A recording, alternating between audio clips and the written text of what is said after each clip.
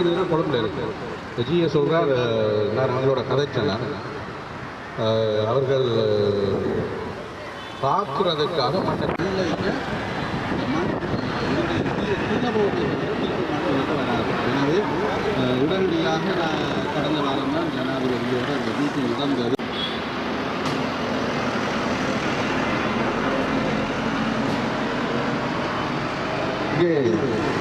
புதிய உரையை வழங்கிச் சென்ற எமது பங்கு தந்தை அவர்களுக்கு நன்றி தெரிவித்துக் கொள்வதோடு, யாரும் பசியோடு இருக்கல. ஆனா இந்த நிலையை நாங்கள் பார்ப்போம்னா அதிகமாக வெளிவரும். அழிக்காதே அழிக்காதே, வேண்டாம் வேண்டாம் வேண்டாம் வேண்டாம் வேண்டும். இல்லை இல்லை இல்லை இல்லை, வெளியேறு வெளியேறு வெளியேறு வெளியேறு, வேண்டாம் வேண்டாம் வேண்டாம் வேண்டாம் வேண்டும். அழிக்காதே அழிக்காதே, இல்லை இல்லை இல்லை இல்லை, வெளியேறு வெளியேறு.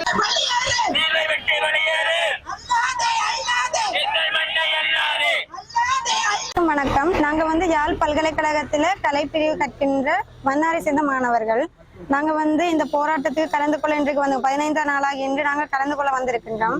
இந்த மன்னார் தீவானது 4 பக்கம் கடலால் சூழப்பட்ட ஒரு தீவு. அது மட்டுமல்லாம தீவு என்றது கடலை விட கொஞ்சம் மேல இருக்க வேண்டியது. ஆனா இந்த மன்னார் தீவு 30 சென்டிமீட்டர் கீழே போயிட்டுது. அப்படி காணப்படுற இந்த தீவுல கன்னியமான அகழ்வோ அல்லது அந்த மண்ணை அகல செய்கின்ற அனைத்து செயற்பாடுமே முறையற்ற செயற்பாடு தான் காணப்படுது. உண்மையா இந்த போராட்டத்துல சில கருத்துக்கள் வந்திருக்குது. இந்த காத்தாடி போறதுக்கு 75 அடி மண் தோண்டப்படுதுண்டு. அந்த தோண்டப்படுற மண்ணால இந்த கடல் இன்னும் இந்த தீவு கடலுக்கு கீழே தான் போகும் ஒழிய கடலுக்கு மேல வர போறது இல்லை. அதோட சேர்ந்து இந்த மன்னார் மண் ஒரு கனிய வளம் நிறைந்த ஒரு மண்.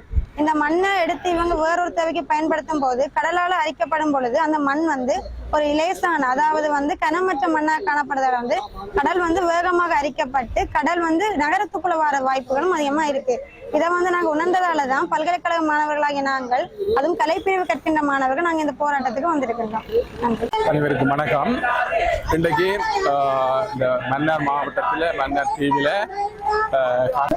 மற்றும் மண்ணகல் தொடர்பான விடயங்களுக்கு எதிராக 15வது நாளாக இந்த போராட்டம் நடந்து கொண்டிருக்கின்றது. அந்த வகையில் இன்றைய நாளிலே பள்ளிமினை கிராம மக்களும் மற்றும் கரிசல் கிராமத்து மக்களுக்குமாக சேர்ந்து நாங்கள் இந்த கவனிப்பு போராட்டத்தினை முன்னெடுத்துக் கொண்டிருக்கின்றோம். இந்த காற்றாலை மின்சாரம் அமைப்பது என்பது அபிவிருத்திக்கு நாங்கள் எப்பொழுதும் பாதகமானவர்கள் அல்ல.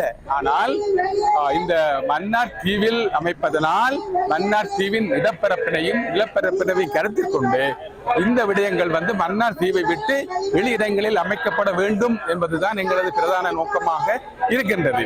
ஏற்கனவே 30 காற்றாலை மின்சாரங்கள் அமைக்கப்பட்டுள்ளன.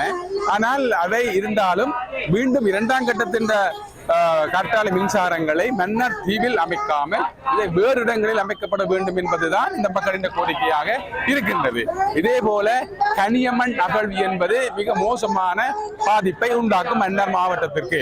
ஆகவே இந்த கனியமண் அகழ்வை உடனடியாக நிறுத்தப்பட வேண்டும் என்பதும் எங்களது மக்களது பிரதான கோரிக்கையாக இருக்கின்றது. ஆகவே இதை எங்களது ஜனாதிபதி ஏற்கனவே குறிப்பிட்டது போல மன்னார் தீவில் தான் பதவிக்கு வந்தால் மன்னார் தீவில் இருக்கின்ற காற்றாலை மின்சாரங்கள் அமைப்ப திட்டத்தினையும் கனியமண் அகழ்வினையும் உடனே நிறுத்துவேன் என்ற ஒரு வாக்குறுதியுடன் பெறப்பட்ட ஜனாதிபதி நிச்சயமாக இதை செய்வார் என்று நாங்கள் எதிர்பார்க்கின்றோம். மன்னார் பெரிய கரிசல்ல இருந்து நாங்கள் எல்லாரும் வந்திருக்கிறோம். எதற்காக வேண்டியென்றால் இந்த போராட்டமும் எதற்காக வேண்டியென்றால் இந்த மன்னார் மாவட்டத்தில் மக்கள் எல்லோரும் கஷ்டத்தோட பிரச்சனையோட வாழ்ந்து கொண்டிருக்கிறார். இந்த ஃபேனின் மூலமாக சரியான வெள்ளங்கள் மூலமாக விவசாயமும் கடல் தொழிலாளர்களுடைய தொழில்களும் சரியான கஷ்டத்தோட மக்கள் வாழ்ந்து கொண்டிருக்கிறார். இந்த பிரச்சனைகளை எங்களோட மாவட்டத்துக்கு இல்லாம வேறு எங்க கொண்டு நீங்க உங்களோட இந்த ஃபேன்களை நீங்க கட்டி கொள்ளுங்க. இந்த மன்னார் மாவட்டத்துக்கு இது எங்களுக்கு வேண்டாம் என்ற போராட்டத்துக்காக வேண்டிதான் நாங்கள் எல்லாரும் மன்னார் பெரிய கரிசல்ல இருந்து எல்லாரும் நாங்கள் வந்திருக்கிறோம். இந்த தேவையை கட்டாயமாக எல்லாரும் எங்களுக்கு நிறைவேற்றி தரணும். வளமையை விட இந்த ஃபேனுக்கு பிறகு மக்கள் எல்லாரும் கஷ்டத்தோட, தொழில் இல்லாமல் கஷ்டத்தோடு வாழ்ந்து கொண்டிருக்கிறாங்க. நல்லா இருந்த எங்களுக்கும் தொழில் செய்ய முடியாத பெரிய பிரச்சனையாக இருக்கு. அதனால முக்கியஸ்தர் எல்லாரும், அரசியல் எல்லாரும் எங்களுக்கு இதுக்கு உதவி செஞ்சு எங்களோட மன்னார் மாவட்டத்தை பாதுகாப்பதற்கு உதவி செய்ய வேண்டும் என்பதற்கு எல்லோரும் இந்த இடத்து வந்திருக்கிறோம். 15 நாட்களாக இந்த போராட்டம் நடைபெற்றுக் கொண்டிருக்கிறது. இந்த போராட்டத்தை நீங்கள் நிறைவேற்றி தருமாறு நாங்கள் கேட்டுக்கொள்கின்றோம். இன்று 15 நாளாக இந்த காற்றாலை போராட்டம் நாங்கள் முன்னெடுத்து வருகின்றோம். இன்று எமது பள்ளிமனை கிராம மக்கள், கரிசல் மக்களும் சேர்ந்து ஒன்றாக இணைந்து இந்த மன்னார் சுற்றுவட்ட நாங்கள் ஆர்ப்பாட்டத்தை நடத்தி கொண்டிருக்கின்றோம். இந்த ஆர்ப்பாட்டத்துக்கு இந்த காற்றாலையானது 3 வருடங்களுக்காக நடத்தப்பட்டு கொண்டிருந்த போராட்டம் இன்று 15 நாளாக நாங்கள் தொடர்ந்து போராட்டத்தை முன்னெடுத்து வருகின்றோம். இதால் எமது கடல் வளம் சூறையாடப்பட்டு கொண்டிருக்கின்றது.